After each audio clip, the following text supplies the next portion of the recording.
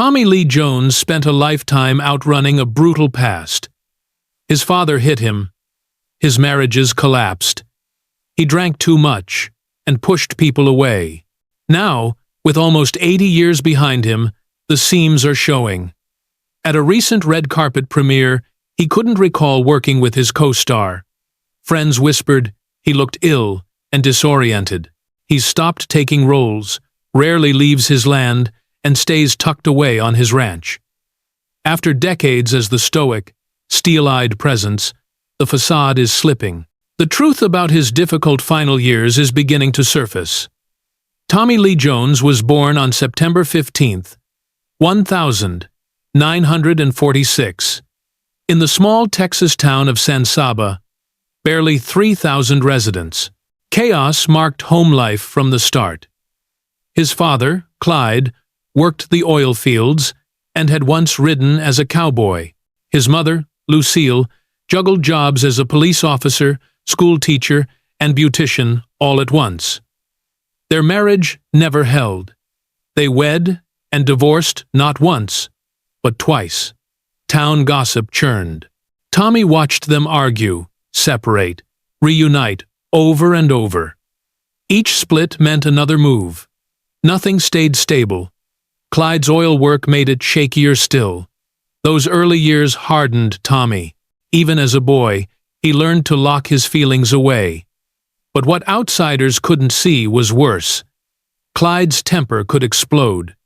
After 12-hour shifts in the heat, he'd come home drunk and tired. A small slip mud tracked into the trailer might set him off. The beatings were severe. They worsened in the early 1950 seconds, when oil prices fell and Clyde went 6 months without work. In that Midland trailer park, neighbors heard screams and furniture crashing at night. Later, Tommy would say his childhood involved a good deal of physical abuse. Survival meant reading his father's moods, the way another boy might read a scoreboard. That famous, still, unreadable look. It began as a shield. Showing fear could make things worse. One morning in 1954, everything changed. Clyde was on a drill site when a Torter's gas pocket blew. It was 3:47 a.m. on a Tuesday. A fireball shot 200 feet into the air. 2 men died. Equipment melted within 50 yards. Clyde suffered third-degree burns over 30% of his body and spent 3 months in the hospital. Tommy was only 8 and started taking small jobs to help keep the family afloat. 5 men went to the hospital that day. 2 died within 2 days. Tommy would wake to his father's screams. He learned how a single blast could wreck an entire family's world. He carried that lesson forever. Because of the breakups and the constant job moves, Tommy rarely stayed in one school. By 12, he'd already attended 7 across Texas. In each new town, Midland, Sabinal, Rotan, he began again. His grades slid from A's to C's. At Robert E. Lee High School in Midland, the rich kids sneered. He didn't have much, but he had size 6'1", 200 pounds, and he fought back. Football gave him a stage and an outlet.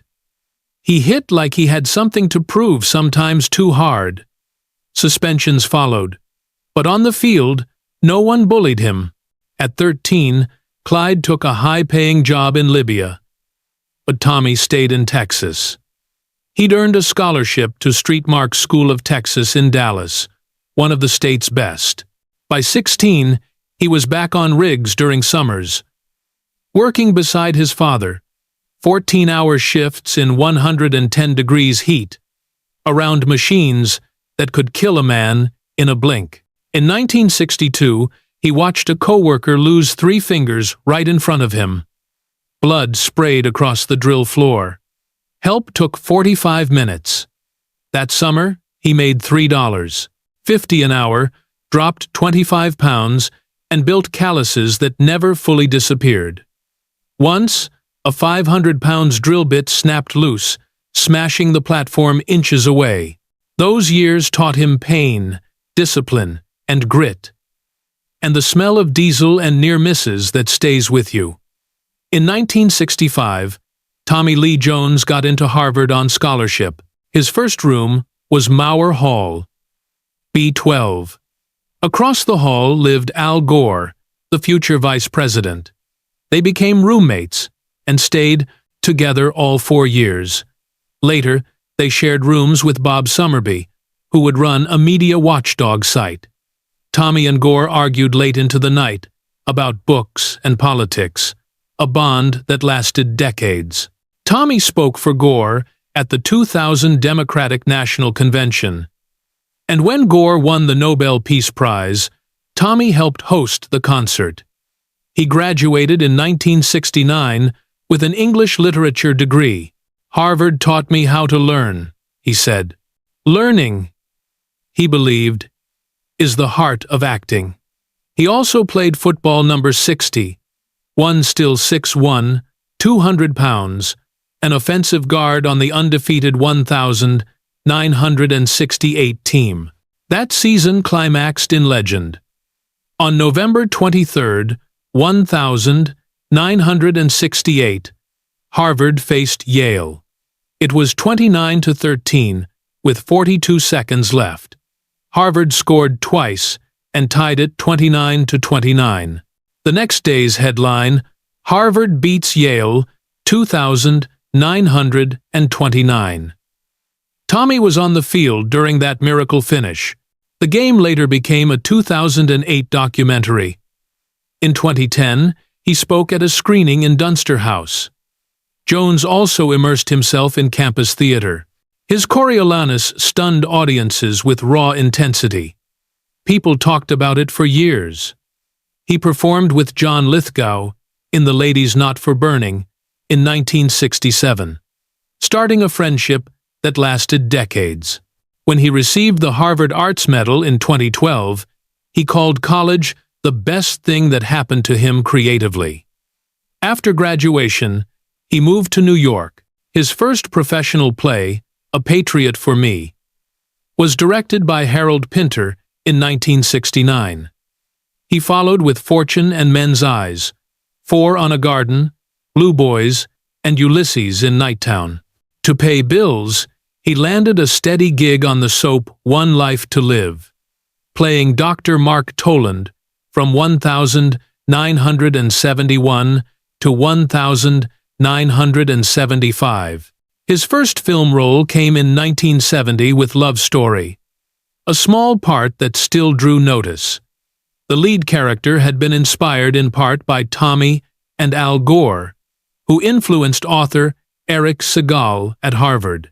The film earned over $130 million and 7 Oscar nominations.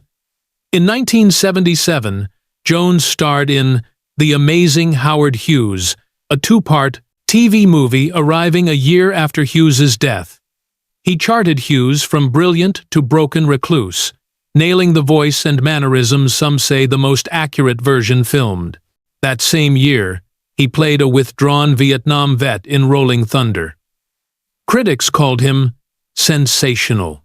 In 1978, he co-starred in Eyes of Laura Mars, a thriller set in the world of violent fashion photography that took in $20 million and became a cult favorite. He also led The Betsy, playing a racer designing a new car during the energy crisis. Yet his heart stayed in Texas.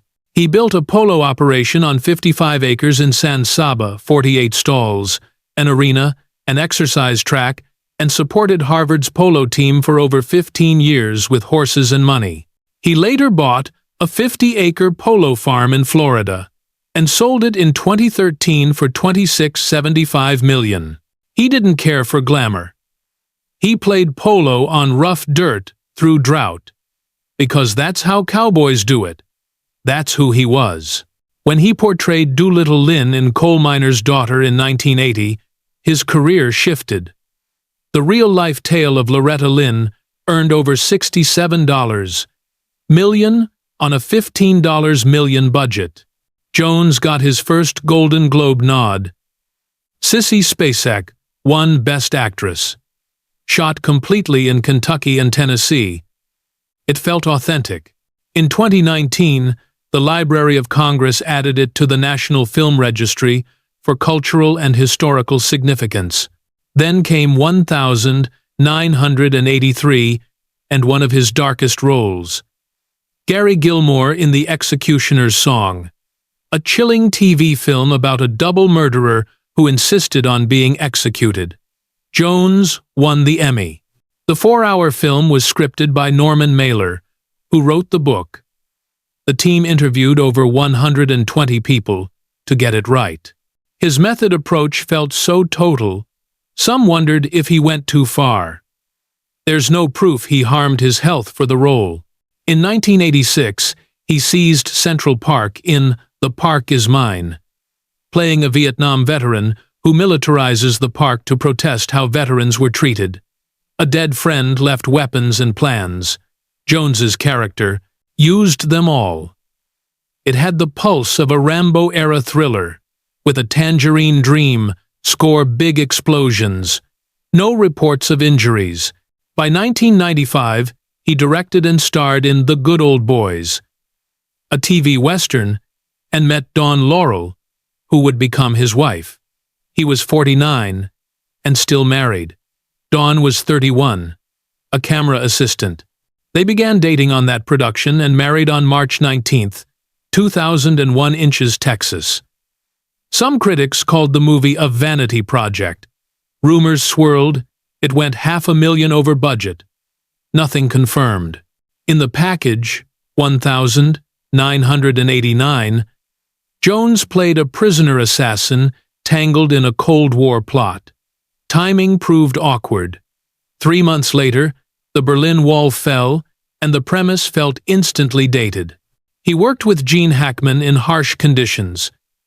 Despite stories of freezing shoots, there were no official injury reports or extreme language training claims. His big Oscar came in 1993 with The Fugitive, as Deputy U.S. Marshal Samuel Gerard. He won Best Supporting Actor over heavy competition, including Leonardo DiCaprio. The film earned nearly $370 million worldwide. The jaw-dropper, though, was Harrison Ford. He tore his ACL during a woods chase and kept filming, also battling a ruptured disc while still doing stunts. That damn jump? Reshot after failed pyrotechnics, with Ford in real pain each time. In 1994, Jones went feral in Natural Born Killers, a warden so unhinged that Oliver Stone fought the MPAA to avoid an NC-17. The performance included wild, improvisational rants. Studios bristled. Stone cut relentlessly until it landed an R on August 26, 1994. Later, the film drew blame for real-world violence and ranked among the most controversial ever. Then, Batman Forever, 1995. Beneath the flamboyant Two-Face makeup, the set turned tense. Jim Carrey greeted Jones at a restaurant. Jones replied, "I hate you. I cannot sanction your buffoonery." Carrey had just become a comedy king. Jones wanted no part of the hijinks. They barely meshed on set. Director Joel Schumacher kept the peace. Carrey later called it oddly personal, but undeniably real. With Men in Black, 1997, Jones returned to action comedy, not without chaos. He kept breaking props and accidentally clipping camera assistants. Director Barry Sonnenfeld joked they'd pry the neuralizer from his hands at the last second. Jones also made mouth-sound pew-pews, ruining takes without noticing. In one car rig 15 feet off the ground, Will Smith cut a lethal fart.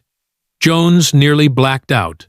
Still, the film made almost $590 million and launched a franchise. In Double Jeopardy, 1999, he insisted on doing river stunts in frigid water. 56 years old, and trained with the FBI for the role, and nearly drowned when he got trapped. The crew pulled him out. The movie still took $177 million. In 2005, he directed and starred in The Three Burials of Melquiades Estrada, a serious border drama inspired by a real killing. Preparation took 2 years. He learned Spanish and worked with Guillermo Arriaga, who won Best Screenplay at Cannes. Jones won Best Actor there as well. It made under $10 million, but proved he prized art over grosses. No Country for Old Men, 2007, cast him as Sheriff Ed Tom Bell. It made $171 million and won 4 Oscars, including Best Picture. Jones gave it its soul, especially in the final monologue about feeling outmatched by darkness. The Coen brothers had him in mind all along. He could communicate with silence. By 2010, he played an executive in The Company Men, a recession-era drama about layoffs in the wake of 2008. He carried the weight of a builder watching his life's work unravel. Budget: $15 million. Production during real uncertainty. In Lincoln, 2012, he embodied Thaddeus Stevens in a severe black wig. The real Stevens had alopecia. Jones wanted to shave his eyebrows. Steven Spielberg declined. He studied for months and delivered combustible speeches. His scenes on ending slavery were among the film's fiercest.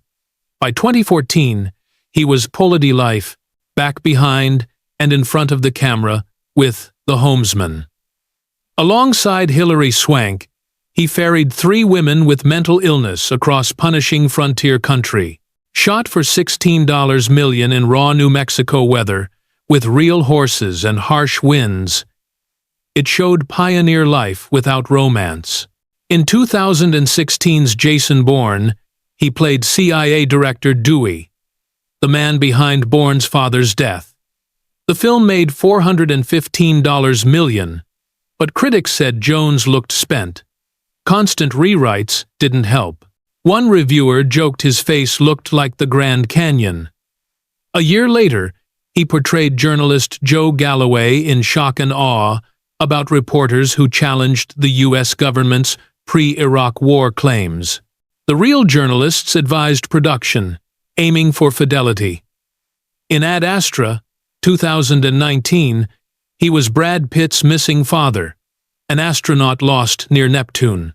The production chased realism with practical effects, and punishing zero-G training, Pitt endured nausea-inducing regimens, while Jones stayed more in the background. It earned $135 million and a Best Sound Mixing nomination. In 2020's Wander, he played a conspiracy theorist, co-hosting a podcast with a paranoid investigator, touching MK Ultra, border surveillance, and chip implants. It drew 9 out of 10 from over 10,000 IMDb users. But Jones grounded every scene he had. Then, 2023 brought that uneasy moment at the Finest Kind premiere.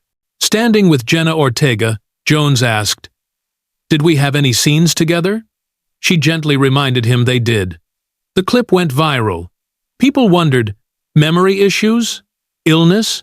It was a quiet, awkward moment 2 days before release. Tommy Lee Jones never chased the lights. Still, stories gathered around him. Some true, some half-remembered, some unprovable. One recurring rumor: he passed on Pulp Fiction and The Shawshank Redemption.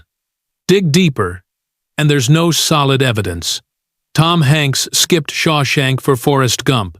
Tim Robbins got the role. Pulp Fiction had actors like Michael Madsen and Lawrence Fishburne pass on key parts, but Jones was never officially attached. Another tale claimed he punched a stuntman on Under Siege and quietly paid $100,000. But there's no record. The 1,992 hit made Steven Seagal bigger and featured Jones in top form. No official trouble noted. A rumor also said Samuel L. Jackson nearly walked off the Sunset Limited over clashes with Jones. The 2011 two-hander, just the two of them in a room, was intense, but interviews point to mutual respect. Jackson later called it one of his hardest roles because of the ideas, not drama. No walkouts, no meltdown. Another story insisted a polo injury to Jones's arm delayed Men in Black 2. In reality, production began in June 2001 and released in 2002. Delays stemmed from 9/11 changes to New York set sequences, not polo. While Jones has suffered polo injuries, a 1,998 fall left him unconscious. None delayed MIB. One story that is real. On Black Moon Rising, 1986, Jones was drinking heavily. Co-star Linda Hamilton later said she hated working with him because of it. She didn't soften the critique.